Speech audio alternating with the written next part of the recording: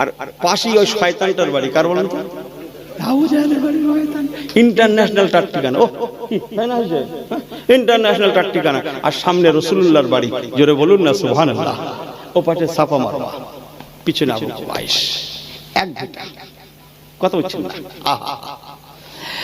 আল্লাহ রাসূল পাক হিজরত করে মক্কা থেকে চলে যাবেন, আর মদিনা আর মক্কায় আমি আসতে পারবো কি পারবো না? আল্লাহ নবীকে দেখে যারে যার হয়ে যাচ্ছেন। আল্লাহ পাক আমি মক্কার কাবা ছেড়ে চলে যাব, আর আমি হয়তো কাবায় আসতে পারবো না। ও রব্বুল আলামিন আল্লাহ পাক, আমি আপনার কাবা শরীফের মধ্যে গিয়ে কি দুটো রাকাত ইন্নাস সাজিদা ইয়াসজুদু ফি কদামাইনি রহমান, দুটো রাকাত নামাজকে আমি পড়তে পারবো না। এই না মনে করে হুজুর আমার আল্লাহর কাবা শরীফ পাকে গেলেন, নামাজ পড়ার জন্য গেলেন, যে দেখছেন আল্লাহ পাকের কাবা শরীফের দরওয়াজায় তালা লাগানো। একটু বলবো তো, দরজায় তালা। চাবি কার কাছে আছে? না একজন ব্যক্তির কাছে আছে। চাবি একজন ব্যক্তির কাছে আছে, তেনার নাম ওসমান বিন তালহা। ওসমান বিন তালহাকে রাসূলুল্লাহ ডাকলেন, বাবা ওসমান বিন তালহা, একবার কি কাবার চাবিটা দেবে বাবা? কেন না, আমি একটু কাবা শরীফের দরওয়াজা খুলে কাবা শরীফের মধ্যে গিয়ে আমি আমার আল্লাহ পাককে ইন্নাস সাজিদা ইয়াসজুদু ফি কদামাইনি রহমান, আমি রাহমাতুল লিল আলামিন আমার রহমানুর রহিমকে একটু সিজদা দিতে চাই।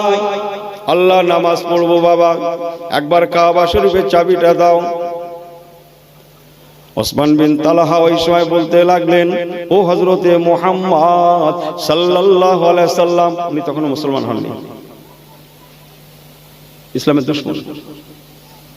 আপনার এত বড় সাহস, আল্লাহর কাবা ঘরের চাবি চাইছেন, আর আমি আপনার হাতে কাবার চাবি তুলে দেব, আর আপনি কাবার দরওয়াজা খুলে ভিতরে গিয়ে আল্লাহর নামাজ পড়বেন। এত বড় সাহস আপনাকে কে দিল? যা বলেছেন বলেছেন। ও হযরতে মুহাম্মদ সাল্লাল্লাহু আলাইহি সাল্লাম, দ্বিতীয়বার যেন কাবার চাবির কথা বলবেন না। আপনার হাতে আল্লাহর কাবা শরীফের চাবি দেওয়া যাবে না। অথচ বাপদাদার ভিটে। এই ভালো করে শুনেন, কার ভিটে? জোরে বলেন, কথা বলেন। বাপ দাদুর ভিটে। আর যে বলছে তার ভিটে না বলো, সে অন্য জায়গায় বাড়ি, মক্কায় বাড়ি তো অন্য জায়গায়। হ্যাঁ হ্যাঁ, আল্লাহ আল্লাহ রাসূল কাঁদছেন, আল্লাহ আপনার কাবাতে একটু সিজদা করতে পারবো না। আবার ডাকলেন বাবা ওসমান বিন তালহা। আপনারা শুনেছেন ইসলাম জামানার তৃতীয় খলিফা ওসমান রাদিয়াল্লাহু তাআলা, উনি না বলেন, ওনার আব্বা আলাদা, ওসমান বিন আফফান, আর আমি বলছি ওসমান বিন তালহা। ও বাবা ওসমান বিন তালহা, আবার একবার বলছি বাবা, একবার আল্লাহর কাবার চাবিটা দাও বাবা, আমি মক্কা ছেড়ে চলে যাব। আমি কতদিন মক্কায় থাকবো জানি না বাবা ওসমান বিন তালহা, একবার আল্লাহর কাবার চাবিটা দাও, আমি একটু কাবার মধ্যে গিয়ে নামাজটা পড়তে চাই। নামাজের কথা বলছি, নামাজ।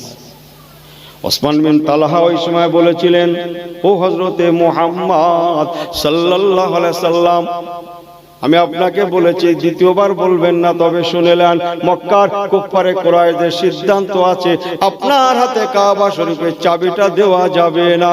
আপনি একবারের জায়গায় 100 বার, 1000 বার, 1 লক্ষ বার, একদিনের জায়গায় 100 দিন ধরেও যদি বলেন, তথাপিও মক্কার সিদ্ধান্ত আছে আপনার হাতে কাবার চাবি দেওয়া যাবে না। চলে যান ও হযরতে মুহাম্মদ, কাবা শরীফের মধ্যে গিয়ে নামাজ পড়ার আশা করতে যান না, কোন মতেই কাবার চাবি আপনার হাতে দেওয়া যাবে না। একটু বলি নাকি, একটু বলি নাকি? তো এই তো ঘুমোচ্ছে তো। এই ছেলেরা, তোমরা কি মনে করছো হুজুরও ঘুমোচ্ছে নাকি? মনে হচ্ছে হুজুরও ঘুমোচ্ছে।